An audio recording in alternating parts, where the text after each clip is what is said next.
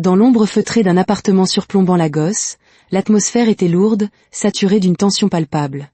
Shijiok se tenait près de la fenêtre, le regard perdu dans le scintillement lointain des lumières de la ville, un tapis d'étoiles artificielles sous un ciel d'encre. Son esprit était un labyrinthe de peur et de remords. La réalité de ce qui allait se produire lui serrait la poitrine d'un étau, si puissant qu'il peinait à respirer. Il se détourna, les mains crispées en poing. La voix d'Isna, calme mais ferme, résonna dans la pièce. Tout est en place. L'assassin est prêt. Une fois l'argent échangé, il s'occupera du reste. Shijiok secoua la tête. Je te l'ai dit, Isna. Je dois être là. Je ne laisserai personne d'autre risquer sa vie pour la ramener. Je ne peux pas. Isna s'approcha, son expression s'assombrissant. Nous avons déjà eu cette discussion, Shijiok. Tu n'as aucune formation pour ce genre de situation. Ces gens sont des tueurs. L'assassin la sortira de là en toute sécurité, sans le moindre accroc. Ta présence ne fera que tout compliquer. La mâchoire de Shijiok se contracta. Son regard glissa vers le sac de sport posé sur la table. La rançon. 100 millions de Nera, soigneusement emballés, attendant d'être livrés. Une plaisanterie macabre. Toute sa richesse, tout son pouvoir, et il se retrouvait à la merci de criminels sans visage. Je dois la voir, dit Shijiok doucement, la voix rauque. Je ne vais pas attendre ici pendant qu'il décide de la tuer ou non. J'ai besoin de savoir qu'elle est en vie. Isna soupira, sa patience visiblement à bout. À la minute où tu entreras, ils sauront que quelque chose cloche. Tu la mettras encore plus en danger. Pourquoi crois-tu que nous avons engagé l'assassin? Je m'en fiche. Explosa Shijiok, le ton montant. Je ne suis pas un marionnettiste qui tire les ficelles depuis les coulisses. C'est ma femme, Isna. Je ne resterai pas les bras croisés à attendre que quelqu'un d'autre règle ce chaos. Un long silence s'installa. Isna l'étudia, les yeux plissés. Tes émotions obscurcissent ton jugement, Shijiok. Il ne s'agit pas d'héroïsme, mais de faire le nécessaire pour la récupérer vivante. Les mains de Shijiok tremblaient tandis qu'il arpentait la pièce, tentant de maîtriser sa frustration. Il sentait les battements de son cœur dans sa gorge, l'adrénaline parcourant ses veines. Isna ne comprenait pas. Ce n'était pas un simple sauvetage. C'était une question de rédemption. Shijiok savait, au plus profond de lui, que ses propres actions avaient déclenché ce cauchemar. Ses mensonges, ses manipulations. Amaka payait pour ses péchés. Et maintenant, il devait en assumer les conséquences. Soit tu es avec moi, soit tu ne le es pas, Isna, dit Shijiok entre ses dents. Mais j'y vais. Fin de la discussion. Isna le fixa un long moment, son expression indéchiffrable.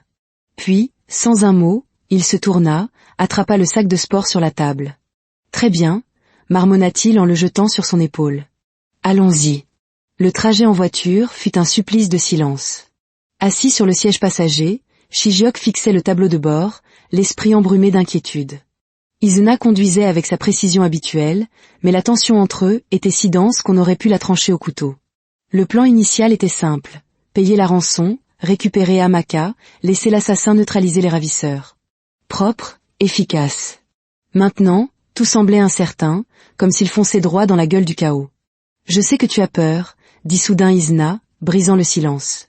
Ses yeux restaient fixés sur la route, mais son ton était plus doux.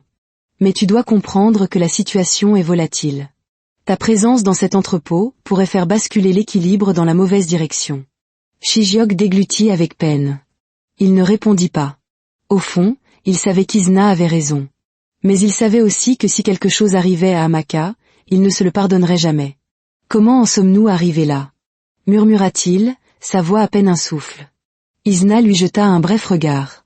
Tu as laissé tes doutes prendre le dessus. Shijiok tressaillit à la vérité de ces mots. Ses doutes sur l'amour d'Amaka avaient initié cette spirale infernale. Il était allé si loin pour la tester, pour s'assurer qu'elle n'était pas avec lui uniquement pour son argent. Et maintenant, elle était entre les mains de ravisseurs, sa vie ne tenant qu'à un fil. L'entrepôt se dessina au loin, une ombre massive se découpant sur le ciel nocturne. Isna gara la voiture à quelques rues de là, à l'abri d'un bâtiment abandonné. Nous marchons à partir d'ici, dit-il doucement en coupant le moteur. Shijiok hocha la tête, sentant son pouce accélérer. Que penserait Amaka en le voyant? Serait-elle en colère? Confuse? Serait-elle seulement en vie? L'air frais de la nuit le frappa comme une vague. Chaque nerf de son corps était en alerte maximale, tandis qu'il s'approchait de l'entrepôt, les ombres les engloutissant. Le lieu était faiblement éclairé. Alors qu'ils approchaient de la porte, une silhouette sortit de l'obscurité. Un homme grand, aux larges épaules, le visage dissimulé par une capuche. « Vous avez l'argent ?» demanda l'homme d'une voix froide. Isna hocha la tête, brandissant le sac. « Tout est là. 100 millions. » Le regard de l'homme se posa sur Shijiok. « Et lui, qui est-ce ?»« Je suis ici pour ma femme, » répondit Shijiok, la voix stable malgré ses mains tremblantes. L'homme eut un ricanement sombre. « Un homme courageux. Voyons si vous le serez encore après l'avoir vu. » Le cœur de Shijiok s'effondra. L'homme leur fit signe de le suivre. En franchissant le seuil, il chercha désespérément Amaka du regard. Son souffle se coupa lorsqu'il l'aperçut enfin. Elle était attachée à une chaise au milieu de la pièce, la tête penchée, le corps inerte. Un instant, son esprit se vida. Était-elle vivante? Amaka. Appela-t-il, la voix tremblante. Elle remua au son de sa voix, relevant lentement la tête. Ses yeux, d'abord hébétés, s'écarquillèrent en le voyant, emplis d'un mélange de choc et de suspicion. Shijiok? Croassa-t-elle. Que se passe-t-il? Il voulait courir vers elle, la serrer dans ses bras, lui dire que tout irait bien. Mais il ne pouvait pas. Tout ira bien, dit-il à la place, la voix tendue. Je suis là. Les sourcils d'Amaka se froncèrent. Pourquoi? Pourquoi es-tu ici? Avant qu'ils ne puissent répondre, leur guide s'avança, les bras croisés. Assez discuté. Finissons en. Vous nous donnez l'argent, nous vous donnons la fille. Simple. Isna s'avança, tendant le sac. Tout est là. Maintenant, laissez-la partir. L'homme fit un signe de tête à deux de ses complices, qui commencèrent à détacher Amaka. Le cœur de Shijiok battait la chamade. Les secondes s'étiraient à l'infini. Amaka grimaça lorsqu'ils la mirent debout, mais ses yeux ne quittèrent pas Shijiok. Il y avait dans son regard quelque chose de sombre, de tacite. Elle ne lui faisait pas confiance. Le moment fut brisé par le son d'une détonation. Tout explosa dans un chaos assourdissant. À peine le temps de comprendre, et l'entrepôt fut plongé dans la violence. Des hommes criaient, les coups de feu résonnaient. Et au milieu de tout cela, Shijiok vit un éclair de mouvement, une silhouette fendant les ombres. L'assassin. Isna l'attrapa par le bras, le tirant derrière une pile de caisses. Reste à terre. Siffla-t-il en sortant une arme. Le cœur de Shijiok martelait sa poitrine. Ce n'était pas le plan. Ce n'était pas le plan. Le chaos engloutit l'entrepôt. Les balles fusaient, ricochant sur les parois métalliques dans un vacarme infernal. Il se recroquevilla derrière les caisses avec Isna, le dos pressé contre le métal froid. Que diable se passe-t-il? Halta Shijiok. L'assassin a dû faire son entrée, siffla Isna. Reste ici. Laisse-le faire. Mais tout ce à quoi Shijiok pouvait penser, c'était Amaka. Il ne la voyait plus. Dès que les tirs avaient commencé, les ravisseurs l'avaient entraînée vers les ombres. Amaka, cria-t-il, rampant hors de sa cachette. La peur consumait sa raison. Il devait la rejoindre. Shijiok, non. La voix d'Isna était tranchante, paniquée. Mais il l'ignora, son corps mu par l'instinct. Un autre coup de feu éclata, si proche qu'il sentit la chaleur de la balle frôler son corps. Il continua d'avancer.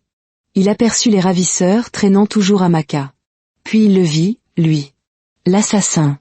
Il se déplaçait comme un spectre, son corps se fondant dans la pénombre. Rapide, efficace, il abattait les ravisseurs avec une précision mortelle.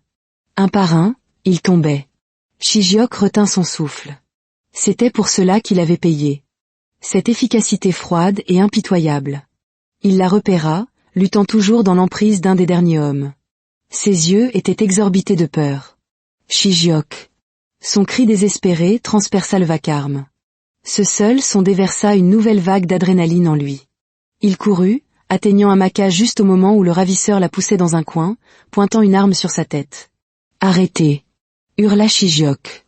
Le ravisseur ricana. « Tu crois pouvoir m'arrêter?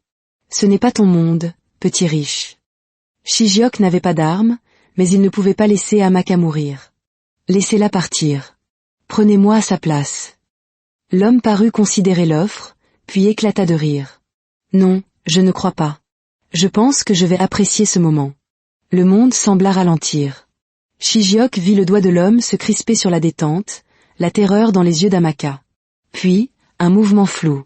En une fraction de seconde, l'assassin apparut derrière le ravisseur, sa lame brillant dans la faible lumière. D'un geste vif et mortel, la lame trancha la gorge de l'homme, qui s'effondra au sol. Figé, Shijiok regarda l'assassin essuyer le sang de sa lame, le visage impassible. L'entrepôt devint étrangement silencieux. « Sortez-la d'ici », dit l'assassin d'une voix basse et sans émotion. Shijiok se précipita vers Amaka, l'aidant à se relever. Elle s'accrocha à lui, tremblante. « Shijiok. Qu'est-ce qui se passe ?» Il ne trouvait pas les mots. « Nous devons partir. Je t'expliquerai plus tard. » Il passa un bras autour de sa taille, la soutenant tandis qu'il sortait. Izna les attendait près de la sortie, son arme toujours en main. « Tu l'as » demanda-t-il calmement. Shijiok hocha la tête. « Elle est en sécurité. Allons-y. » Dans la voiture, le silence était à nouveau suffocant. Il sentait le regard d'Amaka brûler sa nuque. Il savait ce qui allait arriver. Il le redoutait depuis le début. « Shijiok, » dit-elle, sa voix douce mais chargée de tension. « Que diable se passe-t-il » Il hésita. « Je peux tout expliquer. Mais pas maintenant. Nous devons d'abord être en sécurité. » Amaka ne répondit pas, mais le regard dans ses yeux lui signifiait qu'elle n'allait pas laisser tomber cette fois. Le retour à la demeure se fit dans un silence de plomb, l'abîme se creusant entre eux à chaque kilomètre. De retour dans la demeure, le silence était glacial. Sans un mot, Amaka se dirigea vers le salon. Elle se tint au centre de la pièce, les bras croisés, le regard fixé sur lui avec une intensité qui le mettait à nu. « Amaka, commença-t-il. « Dis-moi ce qui se passe, » l'interrompit-elle, sa voix tranchante comme une lame. « Maintenant, Shijiok. Pas de mensonges. Pas d'excuses. » Il sentit le nœud dans sa gorge se resserrer. Il ne l'avait jamais vu ainsi. « J'essayais de te protéger, » balbutia-t-il, haïssant la faiblesse dans sa propre voix. Ses yeux se rétrécirent. « Tu appelles ça de la protection, Shijiok ? J'ai été kidnappé. Ces hommes en savaient trop sur nous. Et la façon dont tu as géré la situation. Quelque chose ne colle pas. Tu en savais plus que tu ne le laissais paraître. Pourquoi étais-tu là ce soir ? » « Je devais être là, » répondit-il. « Je devais m'assurer que tu étais en sécurité. »« Arrête de me mentir » cria-t-elle, la voix tremblante. « Il y a autre chose, Shijiok. Je le sais. Depuis l'accident, tu as été différent, distant. Je ne voulais pas y croire, mais maintenant je vois clair. Il ne s'agissait pas seulement du kidnapping, n'est-ce pas ? » Il se figea. Les fissures dans ses mensonges s'élargissaient. Elle exigeait la vérité. « Tu as raison. » Sa voix se brisa. Le souffle d'Amaka se coupa. « J'ai menti, » admit-il, sa voix à peine un murmure. « Sur l'accident. Surtout. » Le silence qui suivit fut insupportable. « Je n'ai jamais été paralysé. C'était une épreuve. Pour voir si tu étais avec moi pour mon argent, ou si tu m'aimais vraiment. » Le choc défigura le visage d'Amaka. La douleur, la trahison s'installèrent dans ses yeux, tandis qu'elle tentait de traiter l'énormité de sa confession. « Je ne voulais pas que les choses aillent aussi loin, » continua-t-il, désespéré. « J'avais peur, Amaka. Peur que tu ne sois avec moi que pour ma fortune. » Elle secoua la tête lentement. « Tu as mis en scène l'accident ? Tout ça. Juste pour me tester ? » Il hocha la tête, la honte le brûlant. « Oui. Mais je n'ai jamais voulu que tu sois blessé. » « Tu ne voulais pas que je sois blessé ? » Sa voix était basse, dangereuse. « Tu m'as testé, tu m'as menti, Shijiok. Tu m'as fait croire que tu étais paralysé, et pendant tout ce temps, ce n'était qu'un jeu pour toi. Un test de ma loyauté. » Il tendit la main vers elle, mais elle recula, les yeux flamboyants de fureur. « Sûre de quoi, Amaka ? » rétorqua-t-elle, les larmes coulant enfin sur ses joues. « Que je t'aimais. Après tout ce que nous avons traversé, tu n'avais toujours pas confiance en moi ? » « J'ai fait une erreur, » murmura-t-il. « Je ne m'attends pas à ce que tu me pardonnes, mais s'il te plaît, Amaka, ne pars pas. » Elle le regarda comme s'il était un étranger. « Je ne peux pas faire ça maintenant, » dit-elle, la voix brisée. « Je ne peux même pas te regarder. » Elle tourna les talons et quitta la pièce, ses pas résonnant dans le couloir comme la fermeture d'une porte sur leur vie. Plus tard, reclus dans son bureau, Shijiok reçut un appel. C'était le docteur Kalo. « Shijiok, » la voix du médecin était tendue. « Je dois te dire quelque chose. » C'est à propos d'Isna. Le nom provoqua une secousse de suspicion en lui. Quoi à son sujet? Quand tu m'as parlé de ton plan. La paralysie. J'ai peut-être laissé échapper quelque chose. J'ai mentionné le plan à Isna. Je lui faisais confiance. Mais maintenant je pense qu'il a utilisé cette information contre toi. Le sang de Shijiok se glaça. La façon trop calme d'Isna, les détails que les ravisseurs connaissaient. Tout s'emboîtait. Isna l'avait trahi. Shijiok, sois prudent, ajouta le médecin. Isna est dangereux. Il raccrocha, la rage bouillonnant en lui. Isna l'avait manipulé, utilisant ses propres insécurités pour orchestrer le kidnapping. Mais avant de confronter l'homme qui avait détruit sa vie, il devait réparer les choses avec Amaka. À cet instant précis, on frappa à sa porte. C'était l'assassin. Nous devons parler, dit l'homme en entrant sans y être invité. Isna. Je l'ai surveillé. Il n'a pas terminé. Il a goûté à l'argent, au pouvoir. Il reviendra pour en avoir plus. Que veux-tu dire? Je dis que tu es en danger. C'est un problème plus grand que tu ne l'imagines. Que dois-je faire? Demanda Shijiok, la voix à peine un murmure. Le regard de l'assassin était perçant. Tu l'arrêtes avant qu'il ne t'arrête. Le lendemain matin, Shijiok arpentait le salon, l'anxiété le rongeant. Ses messages et appels à Amaka restaient sans réponse. Le silence était une torture. Son téléphone vibra. C'était Isna. Bonjour mon ami, sa voix était trop douce, mielleuse. Comment va Amaka? Elle va bien, répondit Shijiok, la mâchoire serrée. Tu sais, Shijiok, je pense beaucoup à la loyauté ces derniers temps.